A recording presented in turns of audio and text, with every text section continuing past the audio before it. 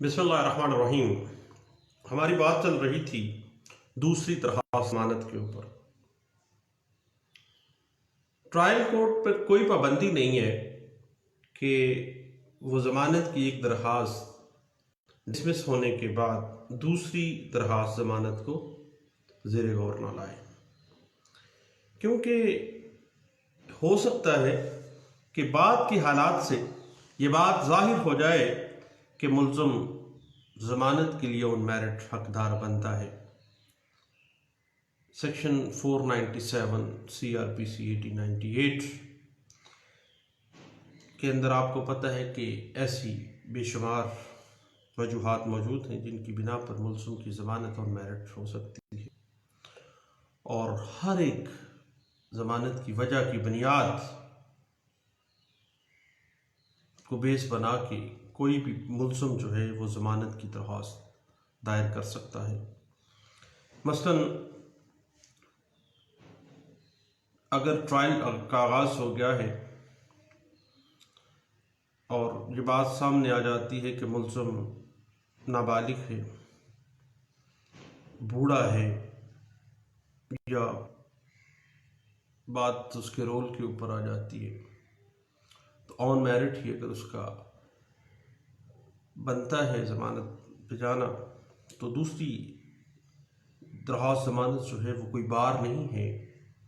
और इसी तरह अगर पटिशनर अदालत को ये बावर करवा देता है कि मुल्ज़म का ये राइट है कि स्पीडी ट्रायल हो, और ट्रायल जो है वो इन टाइम नहीं हो रहा है, पर वक्त नहीं हो रहा है, और वो मुल्ज़म की पटिशनर की बुनियाद पे नहीं बल्कि कंप्लेनेंट जो है वो विद मैलाफाइड इंटेंशन जो है वो ट्रायल को डिले कर रहा है।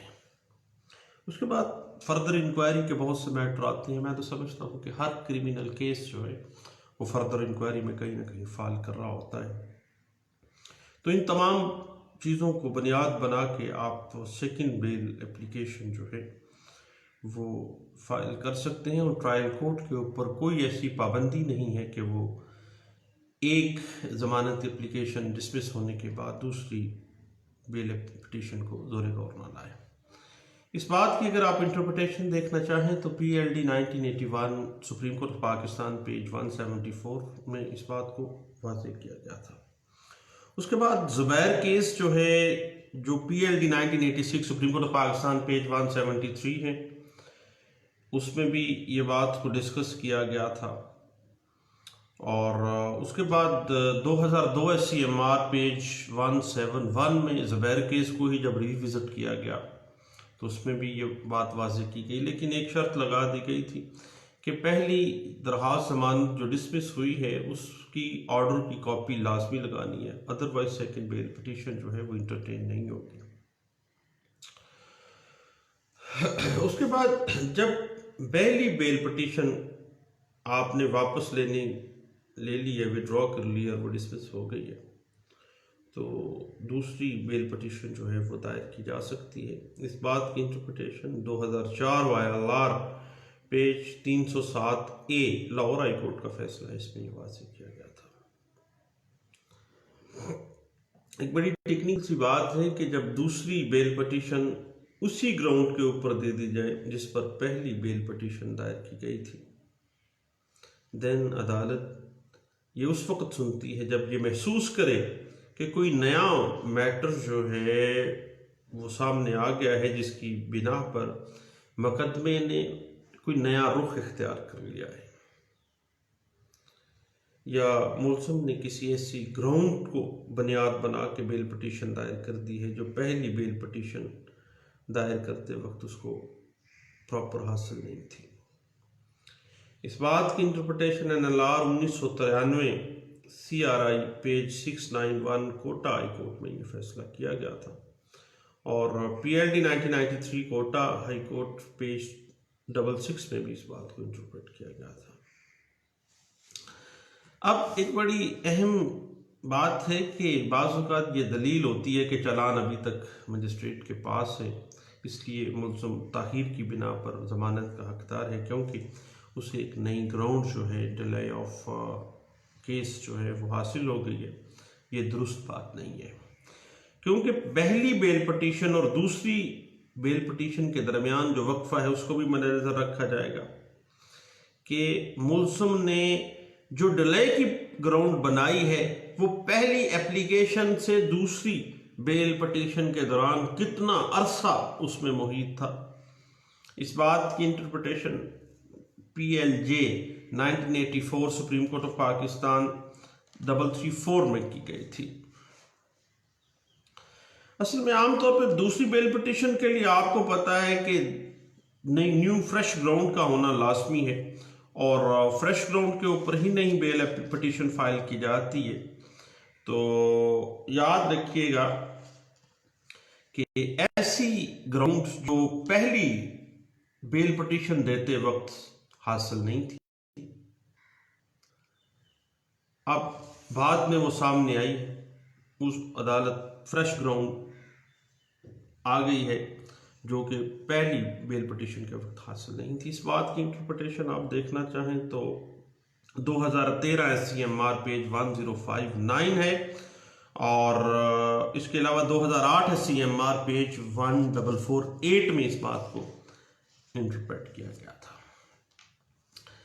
अब एक बात यह है कि जो पटिशनर का वकील साहब हैं, उनके जो कौंसल हैं, उनका ये ड्यूटी है कि वो ज़मानत की दरख्वास्त दायर करते वक्त इस बात का जिक्र ज़रूर करेगा कि पहली दरख्वास्त जो दायर की गई उस पर क्या फ़ैसला हुआ। अगर वो ऐसा नहीं करता तो वो प्रोफेशनल मिसकंडक्ट है और इस तरह अगर ये दरख्वास्त इस अदालत का कोई और जज सुनता है तो मुतज़ाद फ़ैसला सामने आ जाता है और इस तरह अदालत के फ़ैसले में बेतरतीबी आ जाएगी जो कि अदालती इंसाफ के बिल्कुल अगेंस्ट बात चली जाती है। इस बात की interpretation PLD 1986 supreme court of Pakistan page 173 जो है उसमें ज़ुबैर केस लैंडमार्क जजमेंट है, जिसमें आप ये देख सकते हैं।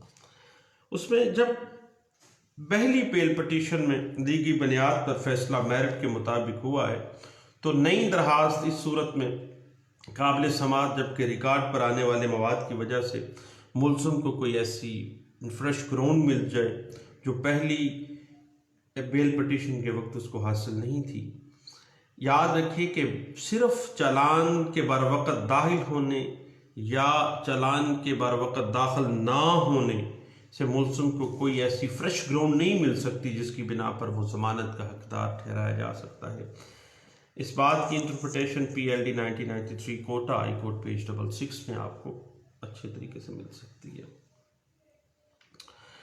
अलबत्ता याद रखिएगा कि समाअत करने वाली कोर्ट के ऊपर कोई पाबंदी नहीं है कि वो सेकंड बेल पटिशन ना सुन सके, खास तौर पर जब इस्तगासा जाहिर हो जाए।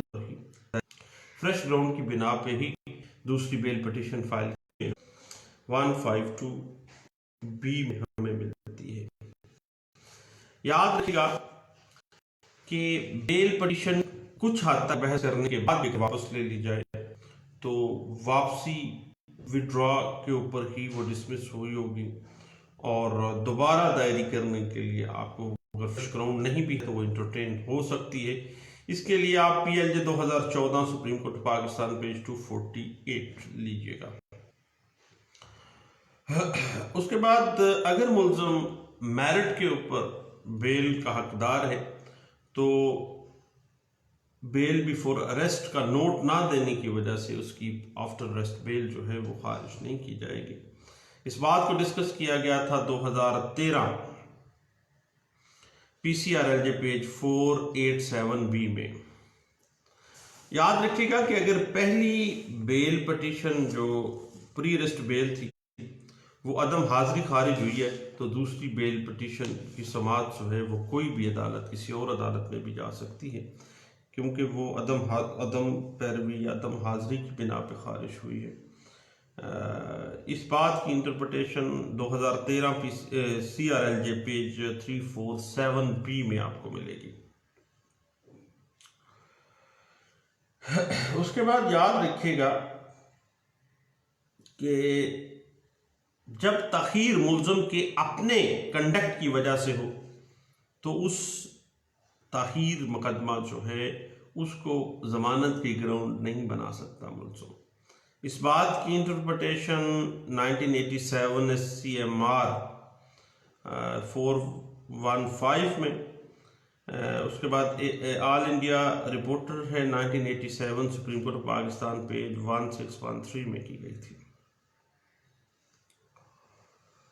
उसके बाद एक और बात जहन में रखिएगा कि बाज़ का चालान सबमिट होता है, उसके बाद फिर सप्लीमेंट्री स्टेटमेंट, सप्लीमेंट्री चालान भी आ जाता है बाज़ औक़ात। तो सप्लीमेंट्री चालान का दाखिल होना बुनियादी तौर पर ज़मानत में फ्रेश ग्राउंड को खड़ा कर देता है और फ्रेश ग्राउंड आ जाती है। इस बात की इंटरप्रिटेशन आप देखना चाहें तो 2012 SCMR पेज 1691 में हमको मिल सकती है। उसके बाद याद रखिएगा कि ये एक सेटल्ड प्रिंसिपल के तौर पे ये बात सामने आती है कि पहली बेल पटिशन के बाद दूसरी बेल पटिशन सिर्फ फ्रेश ग्राउंड की बिना पे ही दी जा सकती है। इस हवाले से कुछ इसकी एक्सेप्शंस डिस्कस की गई हैं मुख्तलिफ केसेस में, तो उसमें अगर आप देखना चाहें तो ये ध्यान रखिएगा कि फ्रेश ग्राउंड का जो असूल है वो वहां पे अप्लाई होगा जब नई बेल पिटीशन उसी अदालत में दाखिल की जाएगी, लेकिन जब एप्लीकेशन हायर कोर्ट के अंदर दाखिल की गई तो देन फ्रेश ग्राउंड ज़रूरत नहीं है। उसके बाद सेकेंड बेल पटिशन जो है वो फ्रेश ग्राउंड के अलावा ऐसी ग्राउंड के ऊपर भी दी जा सकती है जो कोर्ट के नोटिस में नहीं थी उस वक्त। इस बात की इंटरप्रिटेशन 1980 PCR ILJ पेज है 602 में इस बात को इंटरप्रेट किया गया था। उसके बाद जब आला अदलिया में किसी फ्रेश ग्राउंड को बयान किया जाए तो उसे इख्तियार है कि वो आज खुद उसकी समाअत करे या पटिशनर को इजाज़त दे कि वो इसी फ्रेश ग्राउंड को नीचे वाली कोर्ट में ले जाए। उसके बाद याद रखिएगा कि सेकंड बेल पटिशन के लिए कोई यूनिवर्सल रूल नहीं है, बल्कि बेल तो है ही डिस्क्रिशन ऑफ कोर्ट। लेकिन आमतौर पे जो लोअर कोर्ट्स हैं वो आला अदलिया के हुक्म की तामील ही करती हैं और बाद में दी जाने वाली जो बेल पटिशन है उसी जज के पास आमतौर पे देनी चाहिए जो पहले दरख्वास्त को डिसमिस कर चुका है। लेकिन अगर ये बेल पटिशन किसी दूसरे जज के पास जाए तो कौंसिल की ये जिम्मेदारी बनती है पटिशनर के जो कौंसिल साहब हैं कि वो यहाँ दरख्वास्त और उस पर होने वाले फैसले से पहला जो फैसला हुआ है जो पहली बेल पटिशन थी वो उस जज साहब को आगाह करें ताकि अदालती फैसले एक दूसरे के साथ उलझ ना जाए और किसी किस्म का इंसाफ का मुनाफी कोई मामला ना आ जाए। और कौंसिल की तरफ से अदालत को ये ना बताना उसका प्रोफेशनल मिसकंडक्ट है और इस बात को हमेशा से हमें जहन में रखना चाहिए। NLR 1987 ST पेज 236 में इस बात को इंटरप्रेट किया गया था।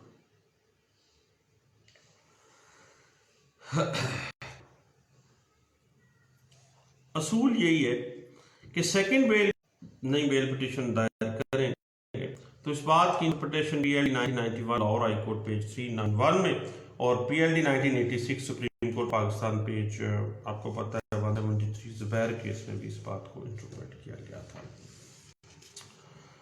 जहां तक मामला है ड्यूरिंग ट्रायल शहादत होती है और वहां पर मुल्ज़िम की हमायत में कुछ मटेरियल आ जाता है और मुल्ज़िम बिहाइंड द बार है तो वो फ्रेश ग्राउंड जो शहादत में मुल्ज़िम के हाथ में कोई आ गया है तो उसको बुनियाद बना के आप बेल ले सकते हैं। इस बात की इंटरप्रिटेशन 2004 MLD पेज 65 और 2000 PCRLJ पेज 980 और 1995 PCRLJ पेज 544B में की गई थी।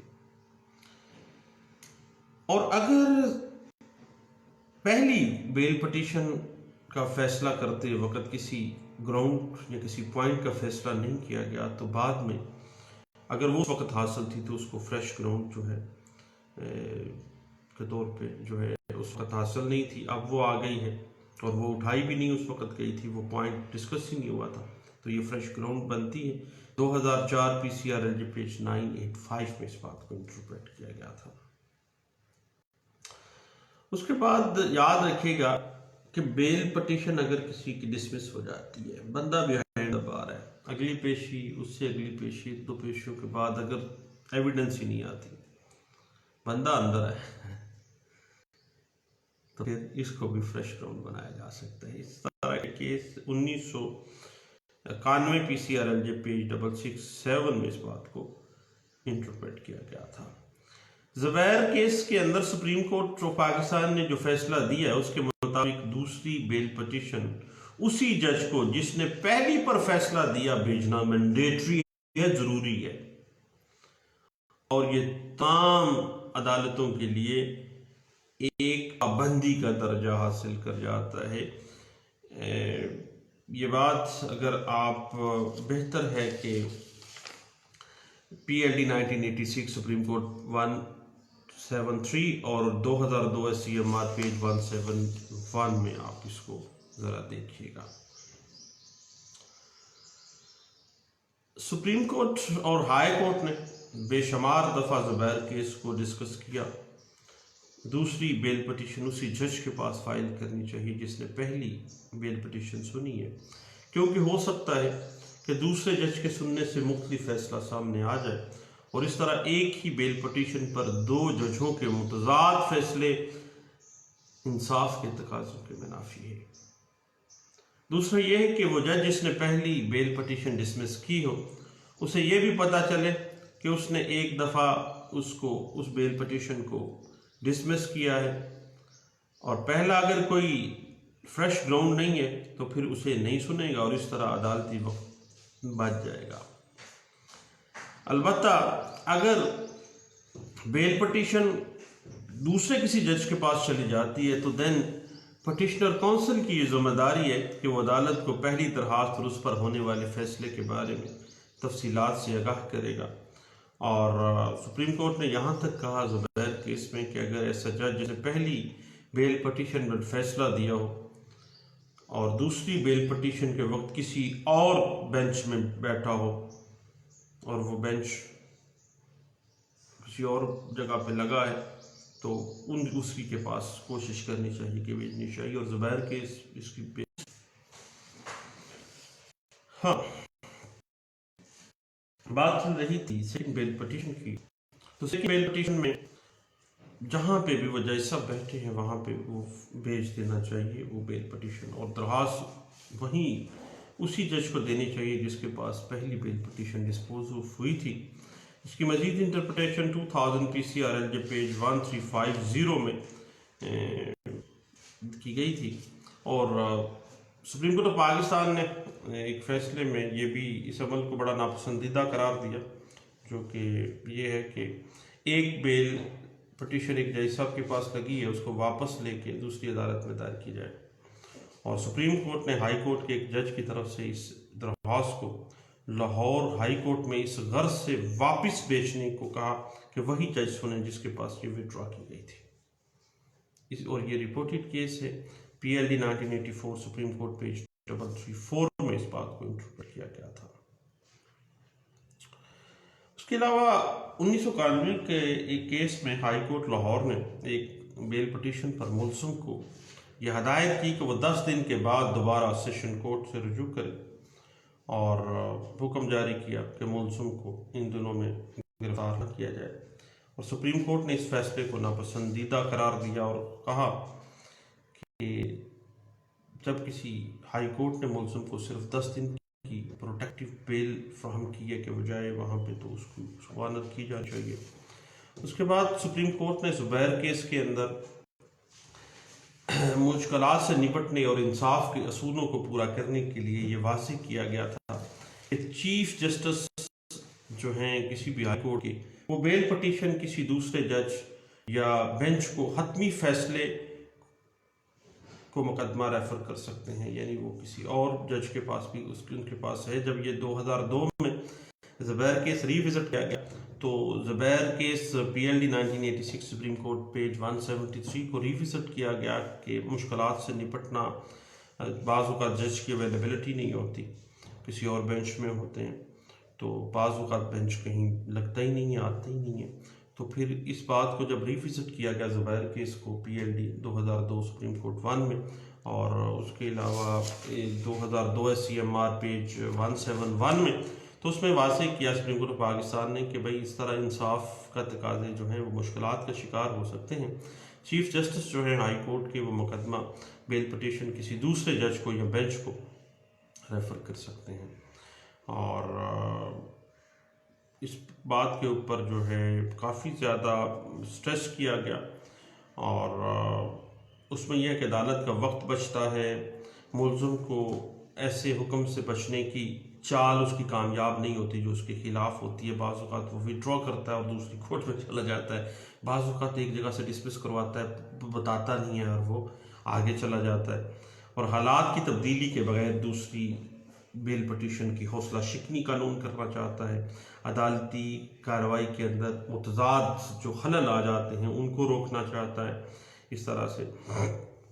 और इंसाफ का तकाज़ा यही है कि पहली बेल पटिशन के वक्त जो सर्कमस्टांसेस थे वो जज साहब के सामने आ जाए। अब इन तमाम परेशानियों से बचने के लिए ये लाजमी किया गया, सुप्रीम कोर्ट ऑफ पाकिस्तान ने इस पर बड़ा जोर दिया कि दूसरी बेल पटिशन उसी अदालत में दायर की जिसने पहली सुनी है।